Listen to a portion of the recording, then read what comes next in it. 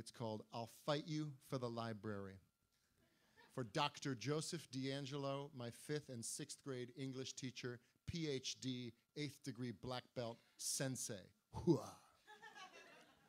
I'll Fight You for the Library, a poem in 4 letters. 1, to Clarissa Lerner, librarian. Dear Clarissa, I understand that the research periods I reserved in the library next week for my classes have been canceled.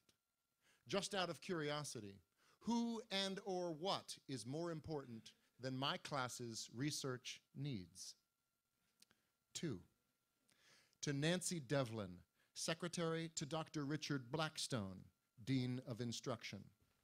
Dear Nancy, the librarian informs me that Dr. Blackstone has reserved the library for a facilities utilization meeting of the administration next week, and that all classes scheduled to meet in the library on that day must meet elsewhere.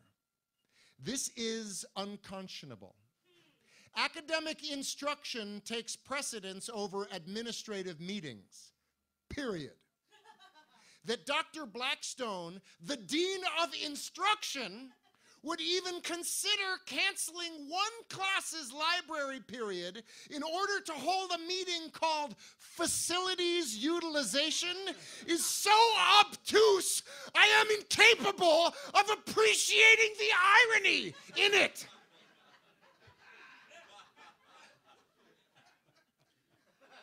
Three, to Dr. Richard Blackstone, Dean of Instruction. Dear Dick, with all due respect, I don't think you actually do understand my frustration. Or else you would not have used that word. See, I am not, in fact, frustrated. The correct word would be outraged.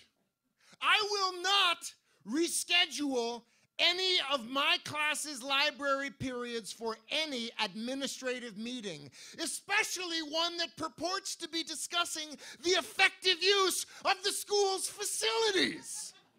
I do not care if the library is the only place in the school big enough to accommodate your meeting. It's also the only place in the school with books!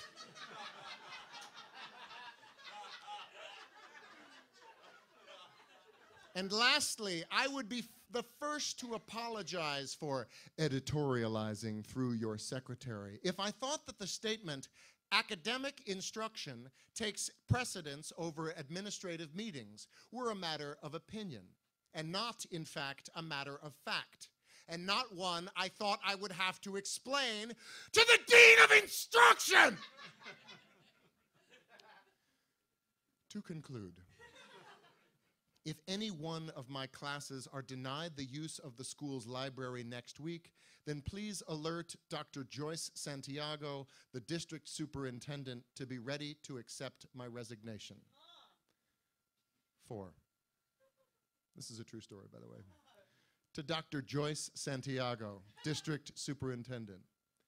Dear Superintendent Santiago, for 40 years, I have served the interest of my students, providing them with all the encouragement, guidance, resources, respect, and love they require to grow into productive, responsible, informed, and well-prepared members of the community. I do not take this responsibility lightly. I take it with all the nobility, grace, and gravitas of the teaching profession.